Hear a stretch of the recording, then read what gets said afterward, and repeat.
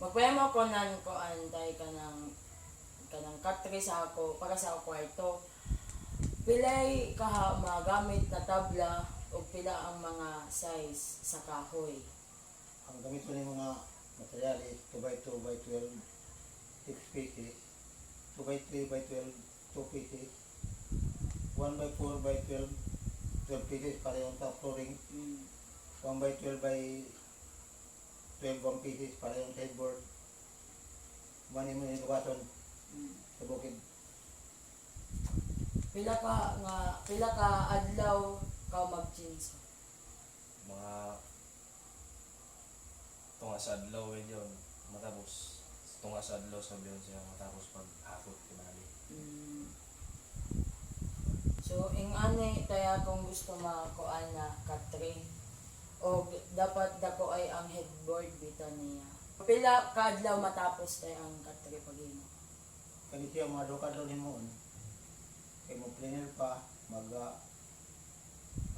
datar pa sa mga kahoy nga headboard, decoration, kuman pag-deliver. Pag-deliver sa iyo. So pila ka helper ang imo kinahanglan. Isa na. Isa sa ban mag kang kinahanglan na nakop ng kahoy pag luso. Dahil mga tulong iba namin kami. Sa tunga ka. So amo dayto tanan tay ako na bali bahala sa kuan pagkaon ug sa mga snack. Daan ko gamit pagpagita ng Ayo pila ka kilo nas lansang. ang lansang ko kilo.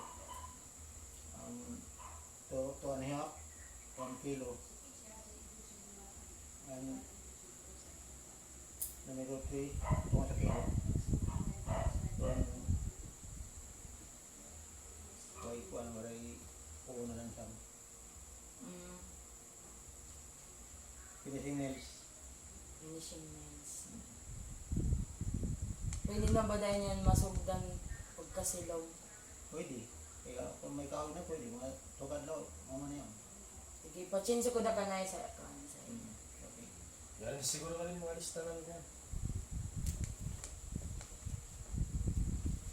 Kuman ang baydanan sa kuhan ka. Paghimo ng cutway, kalibo 1.5 ang katambakan. Kalibo.